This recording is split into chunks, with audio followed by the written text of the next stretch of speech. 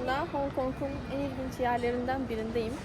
Buraya Monster Building diyorlar. Burada böyle birbirine bitişik 5 tane bina var. Böyle pencereler, balkonlar hepsi üst üste iç içe geçmiş. Peki neden bu şekilde yapılmış? Çünkü 1960'larda falan bayağı bir konut krizi varmış burada. Nüfus yoğunluğu çok fazlaymış. O yüzden küçücük bir alana çok fazla insan sığdırmaya çalışmışlar ve bu şekilde inşa etmişler binayı. Şu anda burada yaklaşık 2500 kişi falan yaşıyormuş. Gördüğünüz küçücük alanda. Gerçekten Hong Kong'un en ünlü yerlerinden birisi şu anda burası. Bayağı bir turist noktası olmuş. Şu anda inşaat var sanırım burada ya da bakım var bilmiyorum. Yine bambulardan iskele yapmışlar.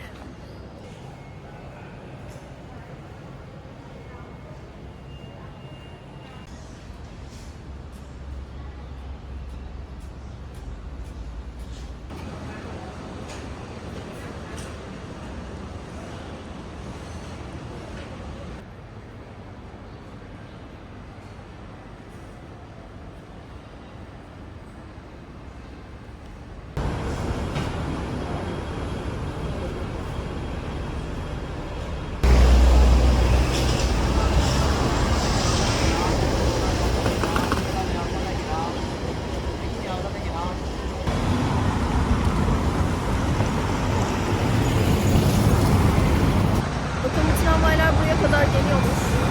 Ama ben tramvayla gelmezdim kesinlikle. Çok yavaş gidiyor çünkü.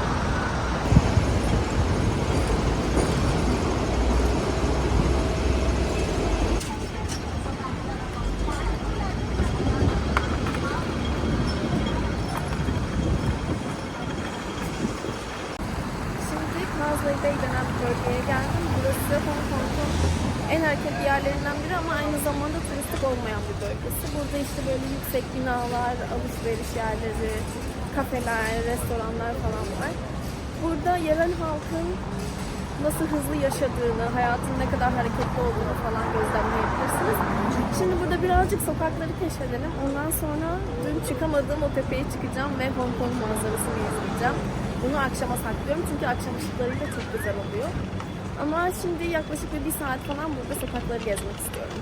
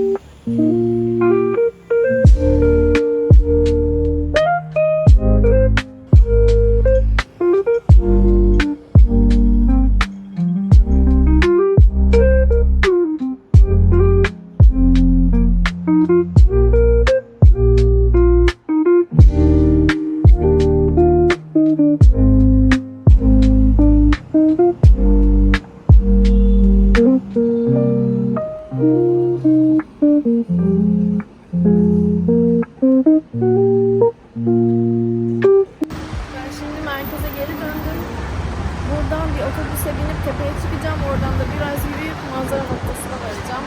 Bulabildiğim en ucuz yöntem bu tepeye çıkmak için, yürümenin dışında. Ama şu anda yürümek istemiyorum çünkü çok yorgunum. Günlerdir her gün 25 bin adım atıyorum. Bir de tepeye çıkamam yani. Çok gürültülü şu an. Neyse. Otobüse doğru yürürken size bir şey anlatmak istiyorum. Abi her yer gürültülü bir şehirde ya. Mikrofonum yok ki. Geçen gün yürüyordum, bir tane anneyle bebeğini gördüm. Bebek böyle hani bu ana kucakları var ya, omzuna asıyorsun işte bebeği de oturtuyorsun falan. Bebek orada oturuyor. Düşün yani o kadar küçük bir bebek. 1 yaşında belki vardır. Bizim ülkemizde o yaştaki bebekler işte hala anne sütü emmiyor. Ne bileyim ilk kelimesini söylüyor falan. Ben bu bebeğin konuşmasını duydum annesiyle. Bebek sayıları sayıyordu. Ve hani 1'den 3'e kadar, 1'den 5'e kadar da değil. 17'deydi. Ve İngilizce sayıyordu. 17, 18 falan diye devam ediyordu böyle.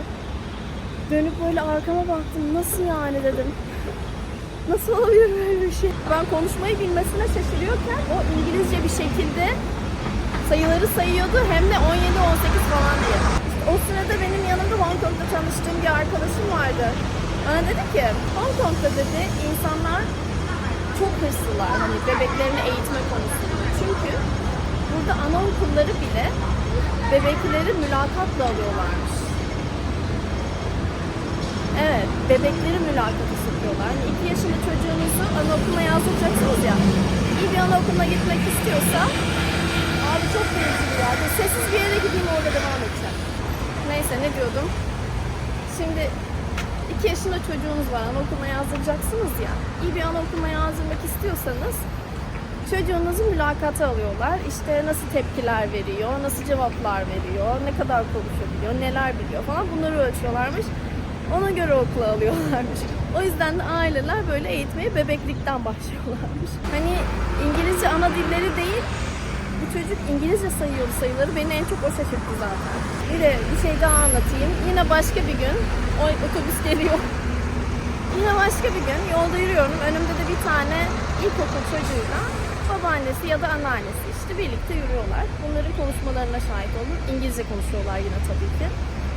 Çocuğun İngilizcesi o kadar iyi ki yani Amerikan aksanı falan var. Bayağı mükemmel konuşuyor. İşte konuştukları konu şey. Nasıl yatırım yapar ve para kazanırsın. Bayağı finansal konular falan konuşuyorlar. Benim o yaşta babaannemle tartıştığım tek şey bana dondurma alıp almayacağı falandı yani. Bunlar bayağı yatırım konuşuyorlardı. Böyle şaşkınlıkla dinledim. Abi bunlar nasıl yetiştiriyorlar çocuklarını? Neyse otobüs durağına geldim ben şimdi. Burada 1 numaralı otobüsü bulmam lazım. O tepeye çıkıyor. Çıktıktan sonra biraz yürüyeceğiz. Sonra manzara noktasına varacağız.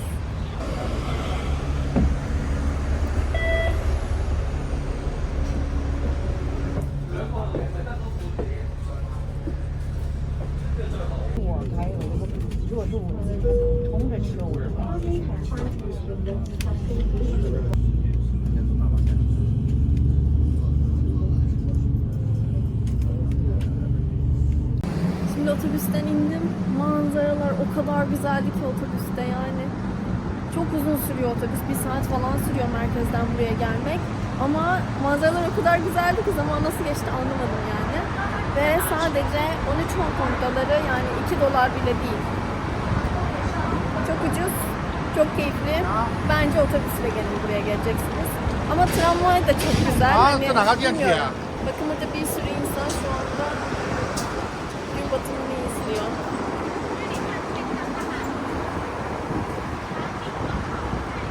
Ben de hemen onlara katılacağım şimdi.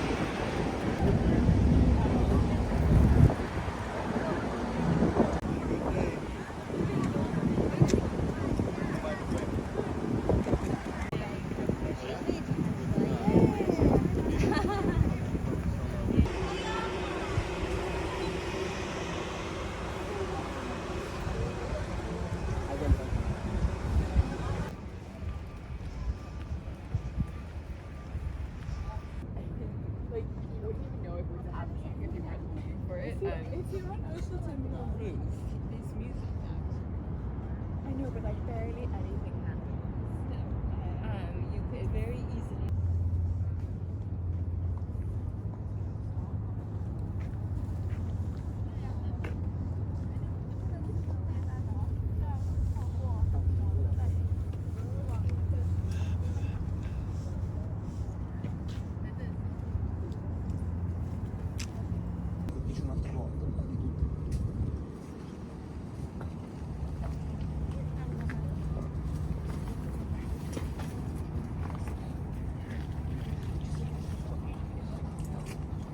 Ben internette bazı kişilerin burada bunların arkasına atlayıp bir kayanın üstünde durup manzarayı izlediklerini görmüştüm.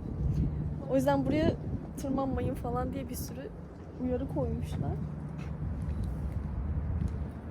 Ben de gitmek istiyorum. Bak bu ikisi gitti. Şu anda bana cesaret verdiler. Çok da tehlikeli durmuyor yani. Bak ikisi de gitti orada poz veriyor şu an. Onlar yaptıysa ben de yaparım.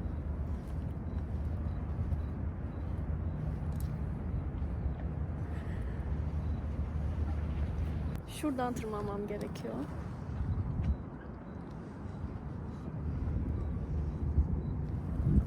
Oradan atladıktan sonra bu yolun altından geçip bu taraftan çıkıp ondan sonra oradaki uçtaki kayaya gideceğim.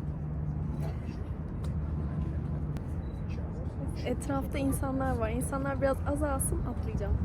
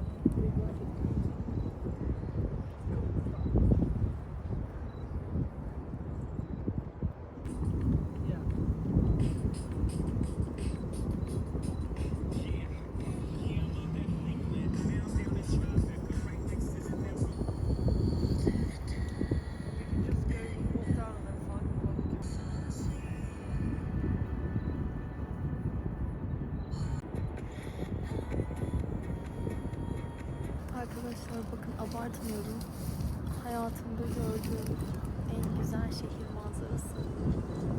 Aklım başımdan aldı şu anda. Ben buraya tırmanıp atladım ama bu arada tavsiye etmiyorum. Kesinlikle evde denemeyin.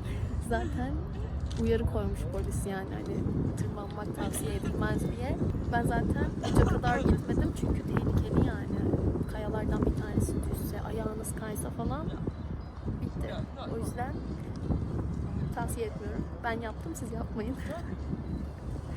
Şimdi çıktım oradan çünkü hem hava çok soğudu hem de ormandan domuz sesleri falan geliyor. Korktum biraz. Şimdi sizi bir yere götüreceğim. Bakın burayı herkes bilmez. Gizli bir yer. Umuyorum ki çok fazla kişi bilmiyordur. Yine şehir manzarasını çok güzel görebileceğiniz bir yer. Ve bunun için tekrar merkeze dönmemiz gerekiyor. Adamlar dağın tepesine bir alışveriş merkezi yapmışlar. Bu bana başka bir ülkeyi daha hatırlattı ama neresiydi acaba? Evet, şimdi bu binaya geliyorsunuz. Buradan önce yürüyen merdivenlerle 3 kat çıkacağız sanırım. Sonra da bir asansöre bineceğiz ve bu asansörde müthiş bir manzara var.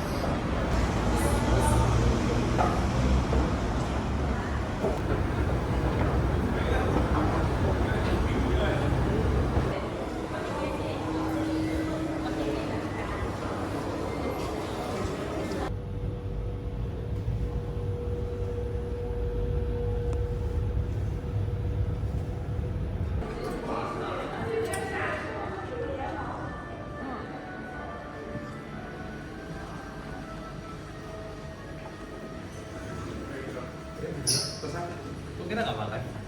Mau makan?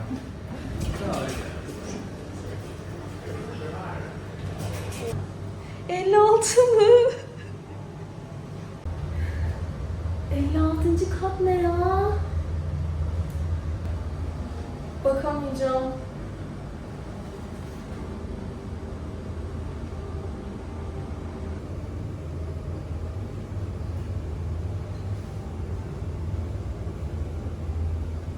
Neyse tamam, gelince alışıyorsun. 3 kere falan çıkıp geri indim. Çok güzel fotoğraflar çektim. Gerçekten muhteşem bir manzarası var. Bu şehre bayıldım ya. böyle manzarası olan bir şehir daha görmedim yani. O kadar ışıl ışıl ki. Yani farklı farklı noktalara gidip her yerden izlemek istiyorum resmen.